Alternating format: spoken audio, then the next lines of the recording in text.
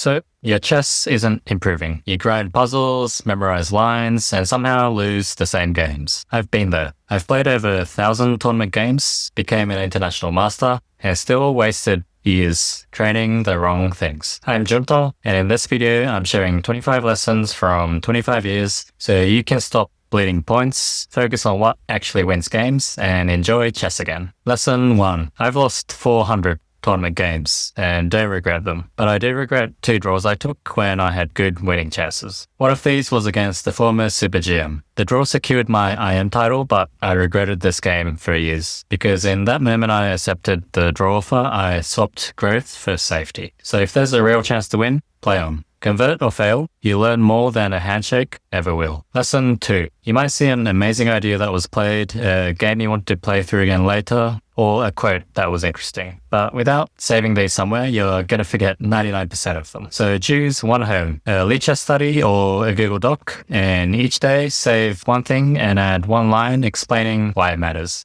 If you do this every day, in a month you've got 30 notes. In a year, your own handpicked library you can learn from and even teach with. Lesson 3. Most players panic when they're worse and mentally give up. I used to hate openings as a junior, and because of this, in one book, GM David Smerdon wrote that I was once known for having the worst opening theory in Australia. So I often started on the back foot, but the upside was that I learned how to defend stubbornly, look for the smallest chance to fight back, and I even beat grandmasters from dead lost positions. So worse doesn't mean lost. Next time you're in a worse position, turn it into a minigame of making it as hard as possible for your opponent. Save enough lost games and you become the opponent that people fear. Lesson 4. Chess is a brutal game where you can be winning out of the opening and still lose the one shot. It's a bit like in tennis. If you can't hit the ball cleanly, fancy game plans aren't going to save you. Too many players buy opening courses these days before fixing their one-move blunders, which are much more important. So with tactics, what you want to do is solve hundreds and then thousands of them from books and online. If you can see more tactics and see them faster than players at your level, you level up faster and everything just gets easier. Lesson 5. Losing hurts, but losses are the clearest mirror you'll ever get. Most players avoid looking into that mirror. They blame luck, the opponent's breathing,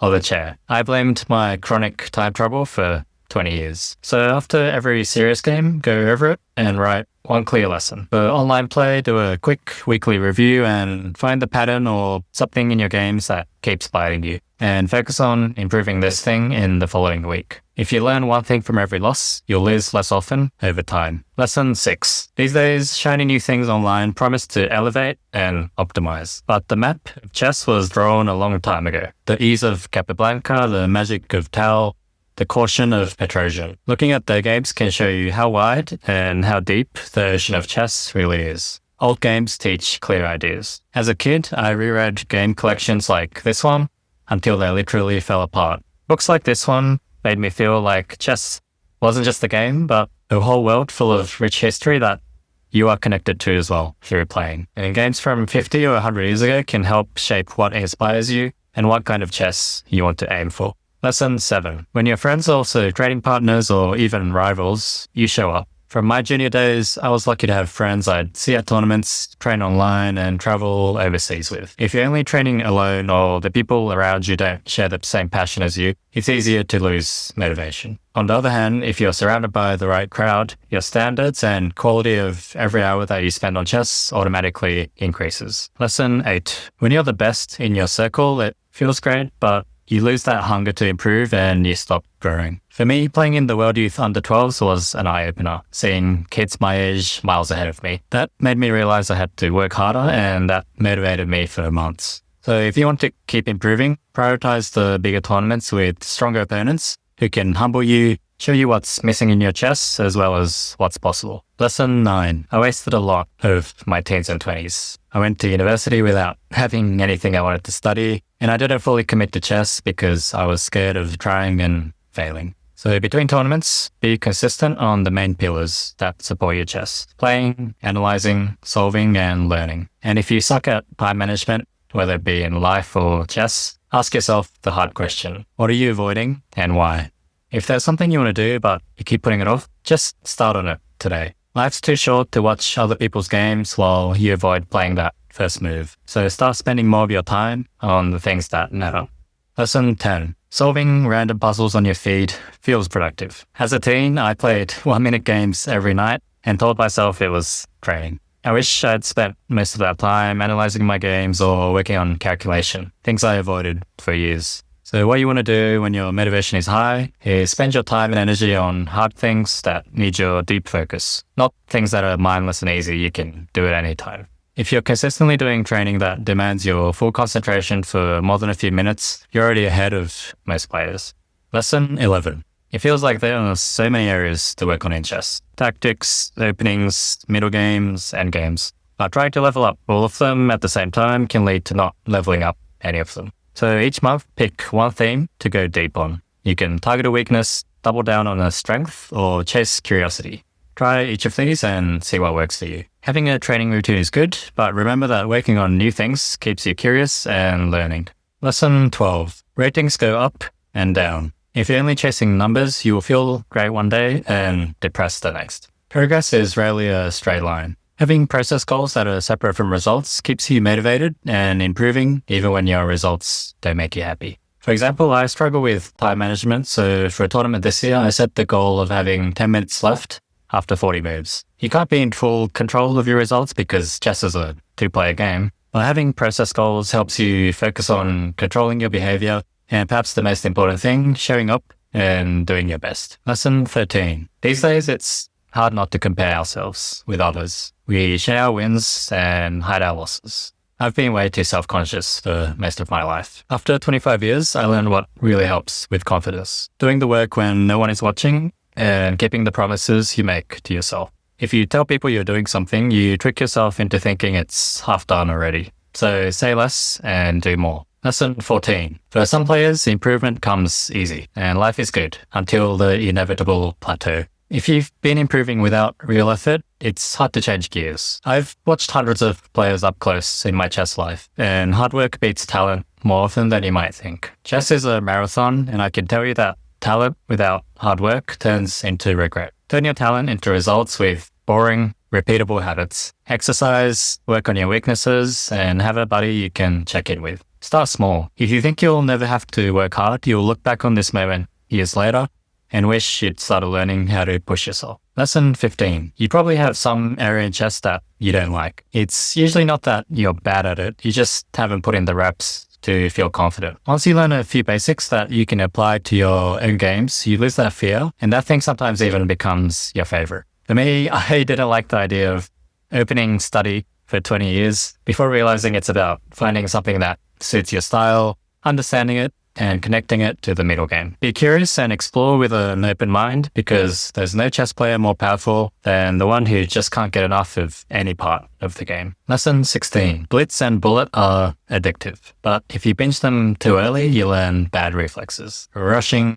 guessing, and blundering. You keep missing one-move tactics because you never practice thinking for longer. So build depth first and then add speed. To train your focus and critical thinking, playing rapid or classical is good. I wish I had today's tools when I started chess, but looking back, the lack of online chess let me master the basics by playing lots of rapid and classical over the board in my first 5 years or so of chess. And when you aren't hanging pieces in every game anymore, Blitz is a good way to train your feel for the game. Just play it intentionally so you're not just playing it mindlessly. Lesson 17. With opening courses being so popular these days, even many beginners put hours into 20-move lines that they'll never see. I didn't have any opening courses on my way to IM. I learned by playing a lot and then adding my own notes. That builds confidence and feel, not just memory. Start simple. One first move with white, and one answer to e4 and one approach for the rest with black. Have a Lichess study for each opening and add your own moves and comments every week from the games that you play. And be curious. Don't just blindly copy someone else's lines without understanding the moves. Lesson 18. Seeing Stockfish's moves makes you feel smart. But if you look at the engine's moves immediately, you're not training your brain. So after a loss, don't turn the engine on right away. Make a note of where you think you made a mistake and what you missed, and then check with the engine. The fundamentals of chess improvement haven't changed since before these cool metal, shiny engine things became available everywhere. on our phones and on our computers. I became an IM without using engines. So if you're using them every day, try and go a whole week without using one at all from today and see what you notice. Lesson 19. Sometimes you see a position for the first time and good moves just jump out at you. That's your gut or intuition, as we say in chess. Feels like a superpower, but it isn't matched. It's all the patterns that you've stored over your chess life, the games you've played, the classics you've played over, and structures you've studied. They all come together inside you and appear as a feeling. So to develop a good intuition, first step, play through lots of quality games, even in the openings you don't play. And second step, notice what your intuition tells you by listening to it, and then take the time sometimes to verify it. Notice, review, rinse and repeat, and your instincts get even sharper. Lesson 20. Nobody climbs the mountain of chess alone all the way. When you're stuck on how to think about a position or how to train, just ask someone who's been where you want to be. This saves months of trying to figure it out yourself. If you lose a game against someone, ask them, your opponent, for one comment or one piece of advice. Ask a stronger player if you have the chance what to do about an issue you're currently having, or ask someone for a training game. And when asking, be brief, specific, and respectful. The worst that they'll say is no. As the Japanese proverb goes, asking is embarrassing for one moment, not asking is embarrassing for one lifetime. Lesson 21. In chess, we fear two things: losing and making a mistake. Here's the truth after 25 years. You can't avoid either. What raises your ceiling is the confidence to jump into the unknown. When you try something and it fails, you learn, while when you choose not to jump, you don't. Each time you stay still, it gets harder to play the move that you actually believe in. I've chickened out of 50-50 decisions, even when I wanted to play the move, and I still remember how I felt after those games, years later.